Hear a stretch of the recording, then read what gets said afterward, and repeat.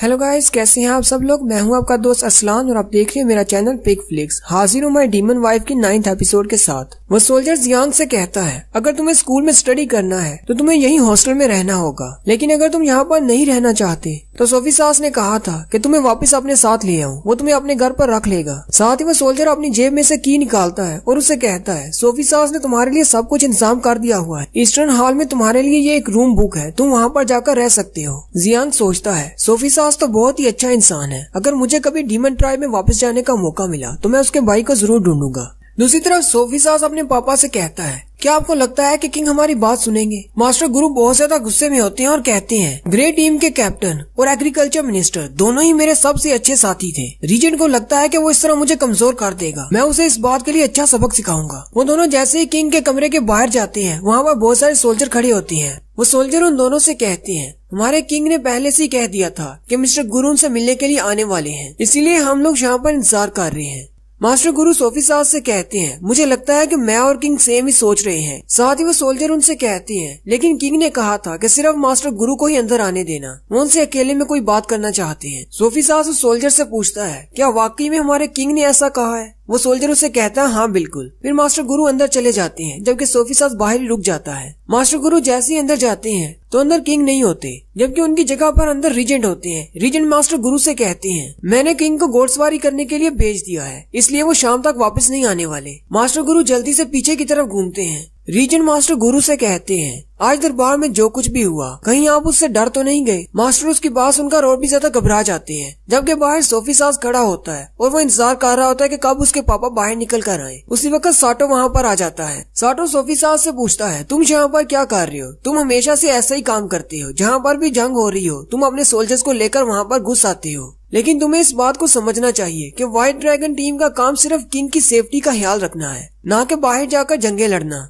Sophie सास उसे कहता है, मुझे मालूम है कि हमारा काम क्या है, और वैसे भी मुझे नहीं लगता कि सारी कमांड किंग के हाथ में है। साटो उसे कहता है कि हमारे किंग अभी बहुत छोटे हैं, तो ये तो आम सी बात है कि तुम्हारी टीम को कमांड करने के लिए रीजेंट ही ऑर्डर्स देते हैं। उसकी ये बात सुनते ही सोफी सास बहुत ज्यादा परेशान हो जाता है और वो कहता है, दरवाजे पर भी तो मेरी ही यूनिट के स्पाई खड़े हैं, इसका मतलब अंदर किंग नहीं है बल्कि रीजेंट है। साटो सोफी सास से कहता है, अगर तुम अंदर जाने की सोच रहे हो तो ऐसा सोचना भी मत, क्योंकि ऐसा करने से तुम मुश्किल में पड़ जाओगे। सोफी सास साटो से कहता है, क्या तुम लोग मेरे पापा को नुकसान पहुंचाने वाले हो। साटो अपने चेहरे पर हाथ रखता है और हंसना शुरू कर देता है और सोफी सास से कहता है, यहाँ पर जो कुछ भी होता है वो रीजेंट की मर्जी से होता है, तुम लोग भी जो कुछ करती हो वो भी रीजेंट की मर्जी से होता है। सोफी सास अपनी तलवार निकालता है और साटो के गले पर रखते हुए उसे कहता है, तुम लोग मेरे पापा के साथ क्या करने वाले हो। साटो उसे कहता है, तुम्हारे पास इतनी ज्यादा पोटेंशियल है कि तुम एक हीरो बन सकते थे, लेकिन तुम्हें सिर्फ एक कैप्टन ही बने रहना है। सोफी सास गुस्से के साथ साटो से कहता है, अगर तुम लोगों ने मेरे पापा के साथ कुछ भी किया तो मैं तुम लोगों के टुकड़े टुकड़े कर दूंगा। साटो उसे कहता है, तुम्हें परेशान होने की जरूरत नहीं, रीजेंट उसे मारने नहीं वाले। रीजेंट गुरु को अपने साथ लेकर गए हैं ताकि वो उसे लोगों के हालात बता सके कि हम इंसान किस हालत में है। सोफी सास उससे कहता है, तुम्हारा इस बात से क्या मतलब है। साटो पीछे की तरफ घूम जाता है और उसे कहता है, तुम्हें इस बारे में सोचने की जरूरत नहीं और तुम्हारे पापा बिल्कुल सेफ है, इसलिए वापस जाकर आराम करो। और साथ ही वो उसे कहता है, लेकिन अगर फिर भी तुम मेरे साथ फाइट करना चाहते हो तो तुम कोशिश करके देख सकते हो कौन किसके टुकड़े करता है। Next scene western campus residence का होता है, जहाँ पर जियांग के लिए सोफी सास ने कमरा बुक किया होता है। जियांग कहता है, ये तो बहुत ही फैंसी है। वो जैसे ही चाबी लगाकर अंदर दाखिल होता है, सामने इजाबेला खड़ी होती है। वो अपने कपड़े तकरीबन पहन ही चुकी होती है, बस ऊपर से स्ट्रिप्स ऊपर कर रही होती है। जियांग ये देखकर शर्माना शुरू कर देता है और साथ ही अपनी आंखों के सामने हाथ रख लेता है और चिल्लाकर उसे कहता है, तुम मेरे रूम में क्या कर रही हो। थोड़ी देर के बाद वो उसे कहता है, तुमने अभी तक मुझे मारा क्यों नहीं। इजाबेला उसे कहती है, तुम पहले से मेरी पूरी बॉडी देख चुके हो, इसलिए इसके लिए तुम्हें क्या मारना। जियांग सोचता है, मुझे लगता है ये सब कुछ सोल्जर ने किया है, उसी ने हम दोनों को एक ही रूम में रखा है। इजाबेला उसे कहती है, मुझे नहीं पता कि इन इंसानों का मकसद क्या है, लेकिन ये हम दोनों का बहुत ही अच्छे से ख्याल रख रहे हैं। वहीं टेबल पर गोल्ड कॉइन्स की एक थैली पड़ी होती है। क्वीन जियांग से कहती है, हमारे लिए उन्होंने सब कुछ पहले से इंतजाम किया हुआ है। जियांग उस थैली में से एक गोल्ड कॉइन उठाता है और कहता है, मुझे नहीं पता कि यहाँ पर इस गोल्ड कॉइन से मुझे कितना कुछ मिल सकता है, मुझे लगता है शायद इससे कुछ खाना मिल जाए।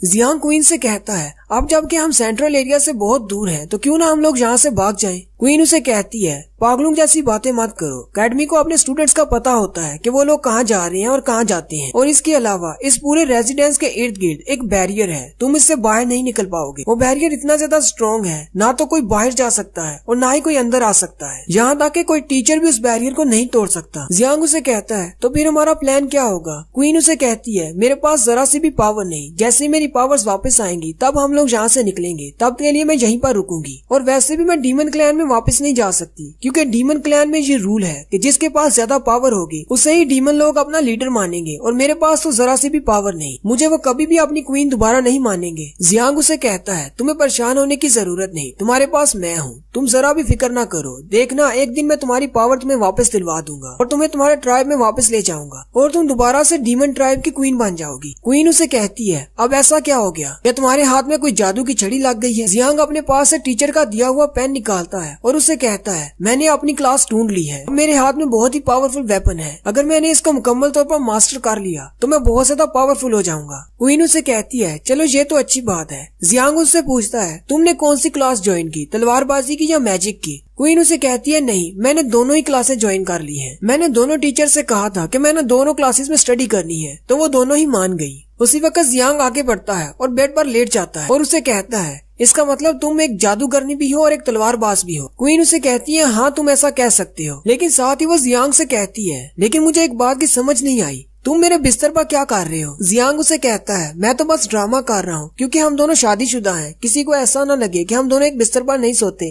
क्वीन को उसकी बात सुनकर गुस्सा आता है, लेकिन वो उसे पीटती नहीं, वो शर्माते हुए दूसरी तरफ चेहरा घुमा लेती है और फिर जियांग से कहती है, ये सारी तुम्हारी गलती है, उन सब के सामने तुम मुझे बार बार अपनी बीवी क्यों कहते हो? जबकि जियांग ये सोच रहा होता है, ये मुझ पर गुस्सा क्यों नहीं कर रही? ऐसी बात करने पर तो इसे मुझ पर गुस्सा करना चाहिए था। जियांग क्वीन से कहता है, मैं सिर्फ उनके सामने इसीलिए ये बात करता हूँ ताकि ठरकी लड़कों को तुमसे दूर रखा जा सके, क्योंकि तुम बहुत ज्यादा खूबसूरत हो, इसलिए बहुत सारे लड़के तुम्हारे पीछे पड़ जाएंगे। क्वीन उसे कहती है, तो इसके लिए तो मुझे तुम्हारा शुक्रिया अदा करना चाहिए। जियांग उसे कहता है, तुम्हें टेंशन लेने की जरूरत नहीं, हम दोनों शादीशुदा हैं, मैं ऐसा कर सकता हूँ तुम्हारे लिए। साथ ही क्वीन अपनी तलवार उठाती है और जियांग के सामने करते हुए उसे कहती है, जल्दी से बेड से नीचे उतरो। जियांग बेड से नीचे उतर आता है और नीचे ही सो जाता है। रात को वो फिर से उठ जाता है क्योंकि उसे नींद नहीं आ रही होती। उसने अपना पेन हाथ में पकड़ा होता है और कहता है, तो इस पेन की मदद से मैं सब कुछ बना सकता हूँ, चाहे कुछ भी, लेकिन मुझे इसको ट्राई करना होगा, मुझे नहीं पता कि इससे मैं क्या क्या बना सकता हूँ। फिर वो उसी वक्त उठता है और उस पेन से एक्सपेरिमेंट करना शुरू कर देता है। सुबह के वक्त जैसे ही क्वीन उठती है तो सामने उसके बिस्तर पर एक लड़की बैठी होती है। क्वीन जल्दी से अपनी तलवार उठाती है और उसकी तरफ करते हुए उसे कहती है, तुम कौन हो और तुम यहाँ मेरे रूम में क्या कर रही हो? लेकिन वो लड़की उसे कोई जवाब नहीं देती। क्वीन जब दूसरी तरफ घूमकर उसे देखती है तो वो सिर्फ एक मिट्टी का पुतला होता है। क्वीन उसे देखकर कहती है, ये तो मेरा पुतला है, लेकिन ये आया कहाँ से होगा? उसी वक्त वो दूसरी तरफ देखती है तो कमरे में ऐसे बहुत सारे स्टैचूज पड़े होते हैं। वो उनके पास जाती है और कहती है, ये लाजमी तौर पर उसी इंसानी कचरे की हिमाकत होगी। वो करीब जाकर उन्हें देखती है और कहती है, आखिर ये स्टैचू है किस चीज के? वहाँ पर सामने एक गन का स्टैचू होता है।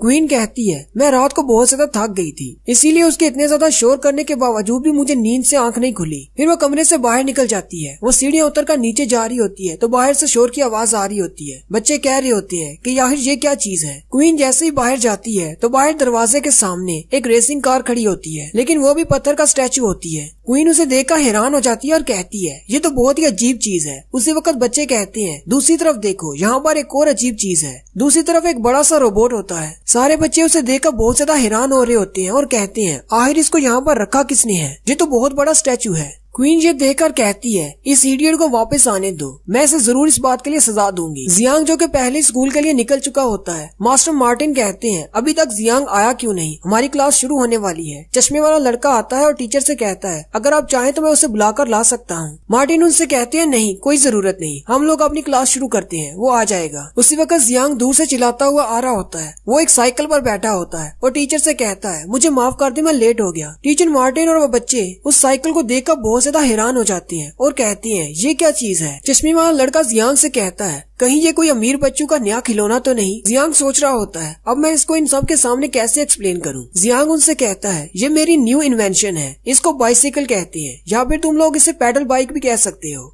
और यहीं पर हमारी 9th एपिसोड का एंड होता है। एक्सप्लेनेशन अच्छी लगी हो तो कमेंट करके जरूर बताएं। चैनल को सब्सक्राइब कर दें, वीडियो को लाइक और शेयर कर दें। शुक्रिया।